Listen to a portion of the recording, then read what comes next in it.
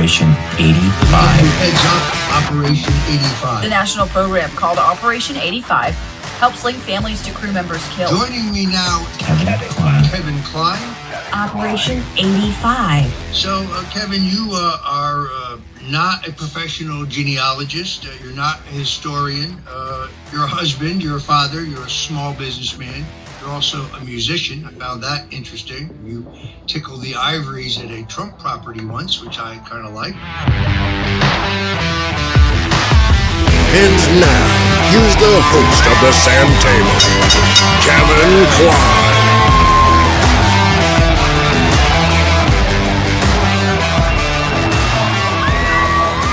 Good afternoon, everybody. Good morning, good evening, wherever you are in the world today watching. It is Wednesday, March 13th, 2024, 7 o'clock.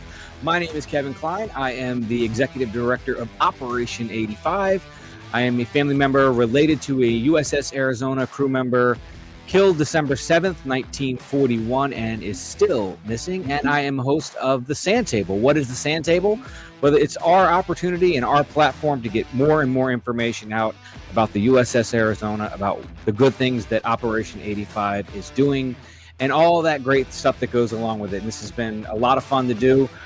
Today is going to be a special day because we're just going to do a quick update on the numbers. Before we get to that, let's do a little business. As always, we want to thank our sponsor, List with Elizabeth. What is List with Elizabeth? List with Elizabeth is a national agent referral network.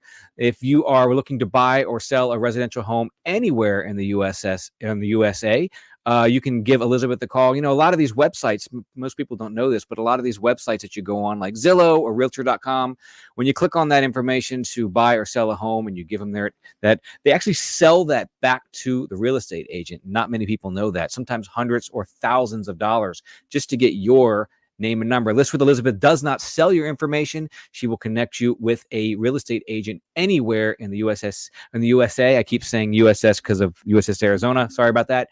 Anywhere in the country, she will connect you. Give her a call, 703-829-LIST, or visit her online at listwithelizabeth.com. Thank you, Elizabeth, for being a great sponsor of the show. And today, without any further ado, let's bring in John, our chief researcher here. John, welcome to the show, my buddy. Welcome. Thank you, Kevin. Great to be here.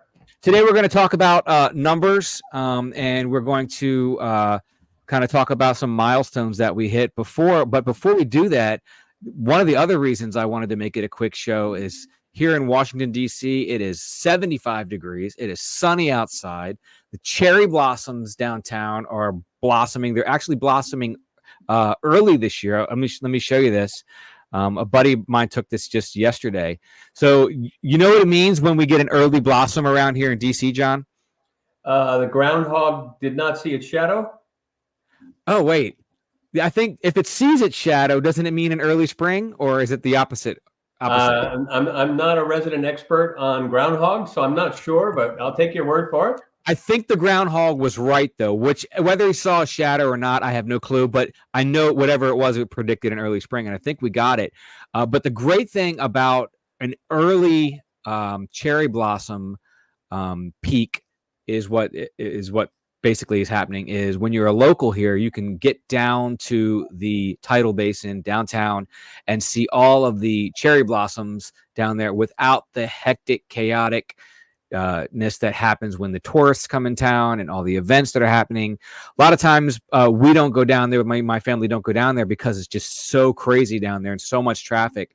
But when they bloom early, we can sneak down and get down there and get a good view of the cherry blossoms. So I'm pretty excited. It's beautiful weather. I think spring has sprung, so we're really happy. All right, let's stop talking about that, John. Let's talk about numbers, and I'm going to pull up these numbers here. Today's Wednesday. This was pulled on, last updated for us on the 9th, just a couple days ago. We might have ticked up even one since then. Why don't you quickly explain, John,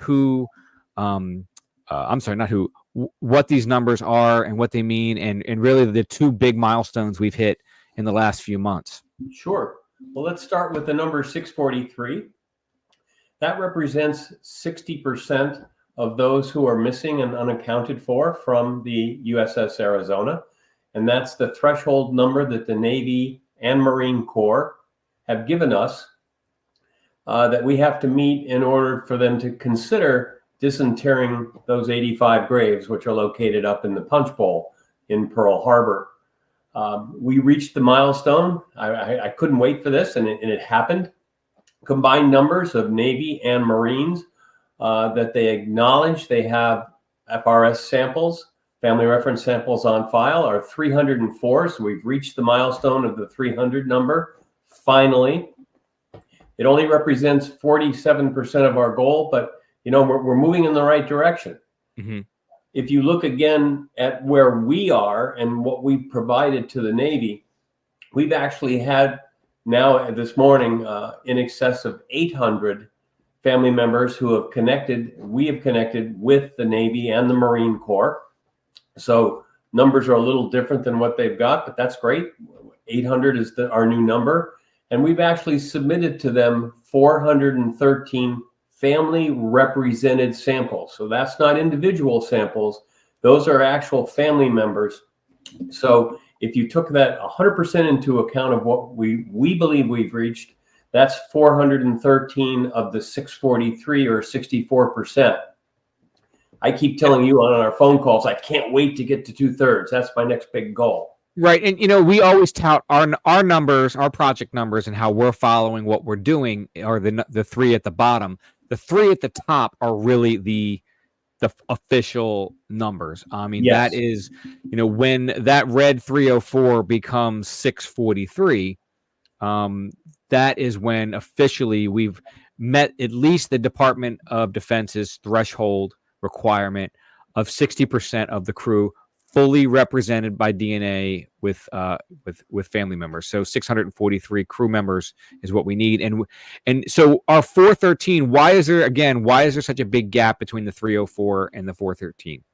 Some of it has to do with mail time and the fact that what we might have sent in to them and what they might have sent out and then received by a family member, then sent back by a family member. The numbers have a little bit to do with the actual mail time.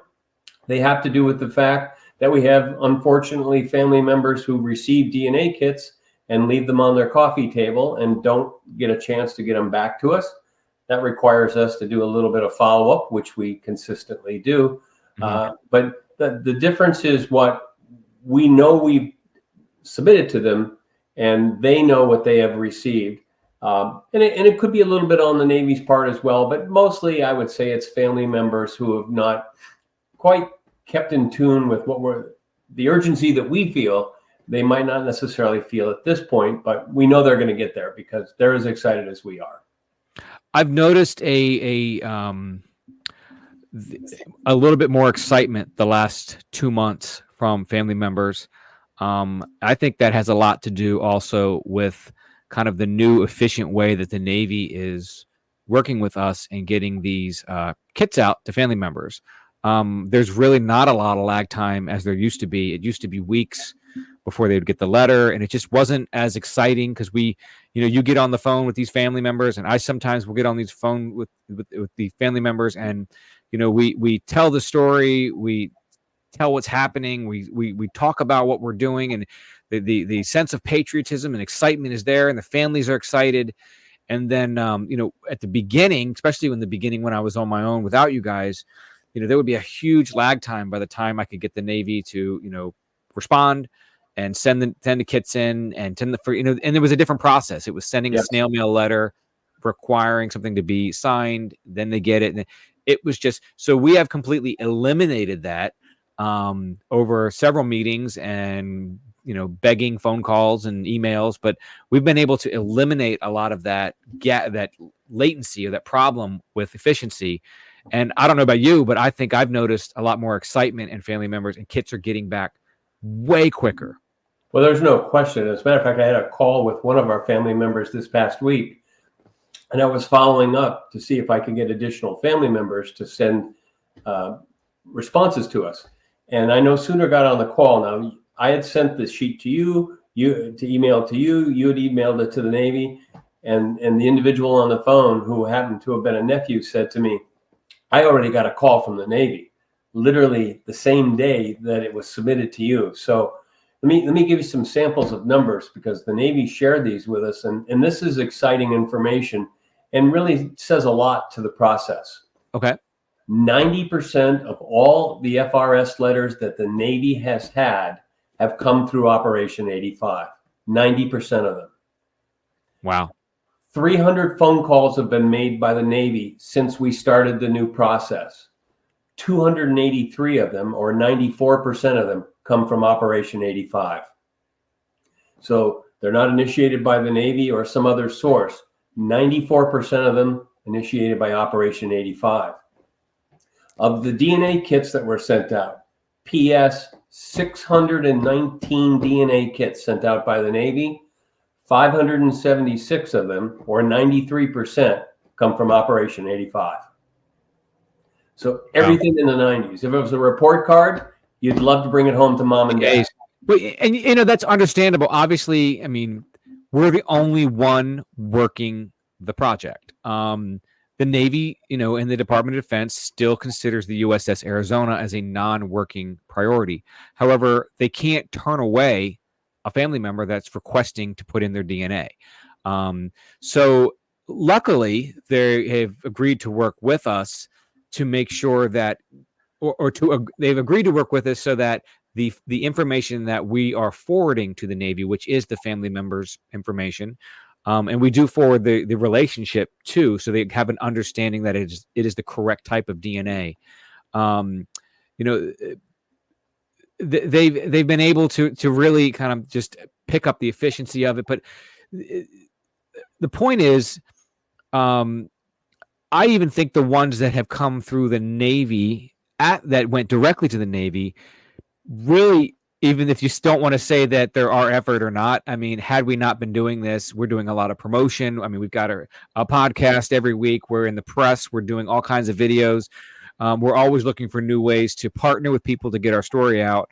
And it's a team effort. I'm not trying to pound my drum and say it's all us. It's all us.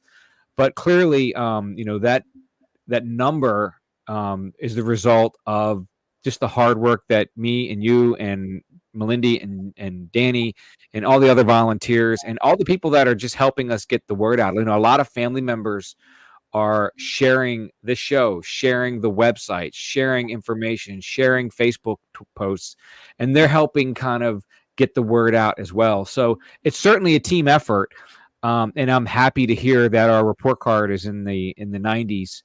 What do you think about the collaboration recently with the Navy and how that's improved over the last few months? I'm enjoying what I would consider upbeat responses to questions that I'm asking specifically on information that we're trying to seek. Now, the Navy is still, they're still close to the vest on releasing family information to us. They still don't do that. But as it relates to, I don't know if the term is non-essential, but it's information that they don't consider to be a priority type information or their own information, they're very willing to help us where they can. Right. Well, they're protecting the privacy of the family members, which we want them to do. Of course. So we try to get as close as we can to the line to get the information we need to continue to do our work. But they're sharing, and it's funny. I mean, we've given them, which is 93% of those family members and their information. And just, a small caveat, just like the Navy does not want to share information back out, John and I, we've talked about this many times. We're very careful at making sure that the information of the family members is protected on our end. There's only 4 people, me, you, and the genealogist and the other researcher that have access to that information. No one else has access to that family information. So we do a really good job of making sure that we're protecting the family members' information on our side. Obviously, we're not selling it. We're not doing anything with it other than the only thing we do, which is on the form, is make sure that the Navy has access to that. And that's what starts this process with them. Right. So great news on those stats. Well, what is the outlook? What's that? What is the outlook now for the next month? I mentioned earlier, my goal is to get to 2/3, but I think that's going to happen imminently. Every day we get 1 or 2 new additionals coming in the door that aren't started on our own process. Although if I make 20 calls on a weekend, I start getting calls back on the weekdays to fill in the blanks. I do leave messages for them to go online to our website, which is extremely helpful because it prompts them then to pick up the phone and call. Sometimes us, sometimes DPAA. It really depends on what they feel like doing, but I think the prognosis is good. My next benchmark after 2/3 is 75%. And I don't think that that's undoable in the very near future as well. As the Navy has streamlined their process, so have we. And the information that I'm deriving from Danny, for instance, and for a lesser extent from Melindy, is now really focused. So we knew that a paternal niece was non-viable to the Navy at the point that we were involved in this. And when we found that out, Danny flipped from just giving me any family member to specifically maternal nieces and nephews instead of paternal, so that they were viable. That has been extremely helpful in me making telephone calls, because now I can focus specifically on what is acceptable to the Navy and the Marine Corps. Gotcha. And when we first started this, we started at the A's with the last names and the A's, and we worked through all the Z's, and we've done a first pass, and that first pass result was, almost 400, not quite 400 of the crew members represented. And now we're doing this second pass, and I feel like we've gotten really, really good at what we're doing. They're coming quicker and faster, these family members, and I think this second pass is really going to put us over the top. And we're not trying to stop at 643. We want to make sure that we can do our best to get all the crew members represented. 643 is a magic number, and all kinds of different things will probably happen at that point, and our messaging will probably change at that point. But how are you feeling about this second time through? We've hit A through Z first time, and now we're going it again. How are you feeling about the second pass? Well, you're exactly correct. I think we're getting more hits. I've now decided, instead of leaving a message on a specific number, if I have 3 numbers for a potential family member, I'm leaving messages on all 3 numbers. Most people today don't leave their name on their voicemail. So I'm not sure who I'm leaving information for. For those of you that tune in, I apologize if you're not a family member and you getting an Operation 85, but good for you, because go to our website. Maybe you know somebody that is a family member, and if you do, send them to us, because we're ready. Right. All right. Well, anything else we need to talk about? It was a good month, good numbers. Anything else we need to chat about? I'm sorry, Danny and Melindy couldn't make it on the meeting this month, but they assured me they're going to do their best to be here in April for the update, so we'll get to meet them as well. And they're kind of the hard ones behind the scene, John. You get to talk to all the family. And I do stuff like this, and I'm always talking to the family. So it'll be fun to bring out 2 of the really, really hard workers behind this project, our genealogist and our other researcher, to kind of let people know them and what they're doing. And maybe we'll hear some new information. We did get some questions this past week for this show, but I think they would be better answered by Melindy as a genealogist. So we're going to hold those family questions till next month, because they were really good questions. I felt like Melindy would be able to answer them much better. Okay, John, if you just for the family members, if you did not see our show last week and tune in, you can catch the replay of the show. We had Representative Neil Collins from the great state of South Carolina. Hey, John, you're from South Carolina. I am from North Myrtle Beach. How's the weather down there today? Well, we don't have cherry blossoms, but the green pine dust is flowing everywhere. It's spring has sprung down there too. So that was last week's show. If you missed it, you can catch it on the replay. Next week's show is going to be really fun. I'm looking forward to it. We're having the world famous Army Fifer Sergeant First Class Donald Francisco. He has played for kings, queens, all kinds of multiple presidents and celebrities and dignitaries, and he's got all kinds of fun, amazing stories to tell. I've known him for about 10 years, so I have a feeling that's going to be a really good show next week as well. So make sure you put that on your calendar. John, thanks so much again for the update. We'll catch up with you next month. You have a great time down there in South Carolina, and we'll see everybody next week. Thanks for having us, and goodbye, everybody.